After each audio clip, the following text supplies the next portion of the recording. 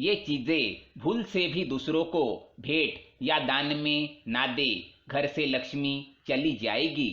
नमस्कार दोस्तों, स्वागत है आपका। दोस्तों, प्राचीन काल से ही हमारे वेदों और पुराणों में दान और त्याग करना सबसे बड़ा पुण्य माना गया है और बचपन से ही हमें भी ऐसा करने की शिक्षा दी गई है। जिस प्रकार हम हमारे सभी सांसारिक कर्तव्यों का पालन करते हैं, उसी प्रकार हमें दान धर्म का पालन भी करना चाहिए। सभी धर्म ग्रंथों में दान को सर्वश्रेष्ठ कृत्य माना गया है।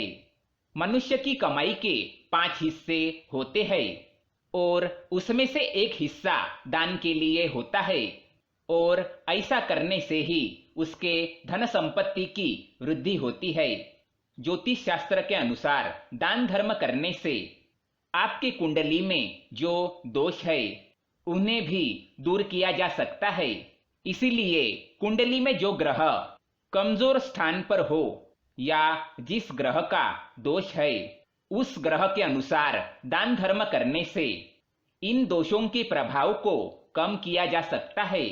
इसके विपरीत यदि आप अपने कुंडली में उच्च स्थिति में बैठे हुए ग्रह से संबंधित वस्तुओं का दान करते हैं तो आपको कष्ट हो सकता है। परंतु दोस्तों, ये भी सच है कि यदि आप किसी सुपात्र व्यक्ति को दान करते हैं तभी उस दान का महत्व होता है। कुपात्र को दान देने से वो दान और दान का पुण्य नष्ट ही हो जाता है। यदि आप किसी ऐसे व्यक्ति को दान कर रहे हैं जिसे या तो उस दान की आवश्यकता नहीं है या फिर वह आपके द्वारा दिए गए दान का गलत उपयोग करता है, इन स्थितियों में दान करने पर आपको इसका कोई फल नहीं मिलेगा। कभी भी किसी शराबी, जुआरी या ऐसे ही गलत काम करने वाले व्यक्ति को दान भूलकर भी ना करें। आपको इसका पुण्य तो नहीं मिलेगा, बल्कि गलत बात को बढ़ावा देने के लिए आपको पाप भी लग सकता है और भगवान आपसे नाराज भी हो जाएंगे। आपको अपनी क्षमता के अनुसार दान धर्म करना चाहिए। बिना सोचे समझे दान करने से आपको कष्ट हो सकता है। अतः दान देने वाला और दान प्राप्त करने वाला दोनों ही सुपात्र होने चाहिए। आपने देखा होगा कि पौराणिक कथाओं में अक्सर साधु संत भिक्षा मांगते थे। इनमें से कई लोगों के पास तो चमत्कारिक शक्तियां भी होती थी, जिससे यह अपने लिए भोजन की व्यवस्था आराम से कर सकते थे। लेकिन फिर भी ये लोग घर घर जाकर भिक्षा मांगते थे ताकि लोगों के अंदर दान देने और समर्पित करने का गुण आ जाए और आपको दान धर्म का लाभ प्राप्त हो सके। अतः दोस्तों, हमेशा साधु संतों को यथासंभव दान दक्षिणा देकर पुण्य का लाभ प्राप्त अवश्य करिए। शास्त्रों में दक्षिणा को भी एक प्रकार का महादान माना गया है।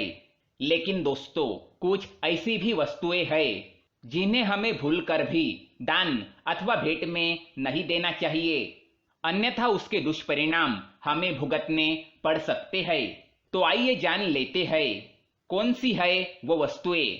सबसे पहली वस्तु है झाड़ू। जी हाँ दोस्तों, कभी भी किसी को झाड़ू दान में नहीं देनी चाहिए, क्योंकि ये लक्ष्मी जी का रूप होती है। आप झाड़ू दान कर रहे हैं अर्थात आप माता लक्ष्मी को नाराज कर रहे हैं।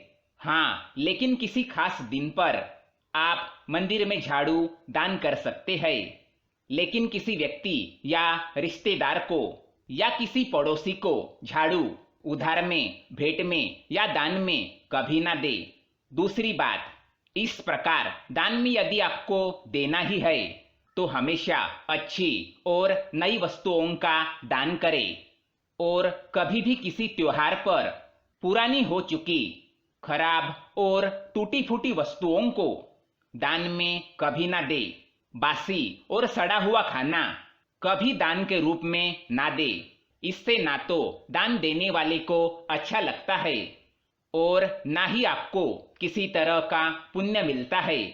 होम हवन और पूजा पाठ करवाते समय तो इस्तेमाल की हुई या खराब सामग्री का उपयोग भूल से भी ना करें, अन्यथा आप पाप के भागीदार हो जाएंगे। तीसरी चीज, गणेश जी की मूर्ति। दोस्तों, कभी भी किसी को गणेश जी की मूर्ति भेंट स्वरूप ना दे। ये किसी भी दृष्टि से बिल्कुल भी सही नहीं। वास्तविक रूप से तो हमें किसी भी भगवान की मूर्ति या फोटो दान में नहीं देनी चाहिए। साथ ही गणेश जी की मूर्ति कई लोग वास्तु शांति अथवा शादी विवाह के समय पर गणेश जी की मूर्ति भेंट में देते हैं, लेकिन ऐसा करना अनुचित माना गया है। गणेश जी की मूर्ति दूसरों को देने से व्यक्ति के जीवन में विघ्न और समस्याएं खड़ी होती है। इसलिए गणेश जी की मूर्ति कभी किसी को भेंट में ना दे।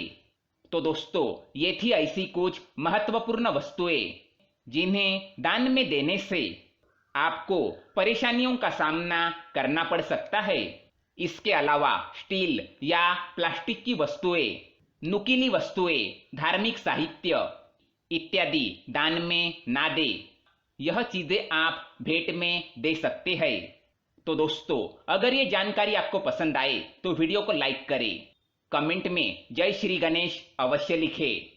साथ ही चैनल को सब्सक्राइब करें ताकि ऐसे ही जानकारी वाले वीडियो आप देख सके। धन्यवाद।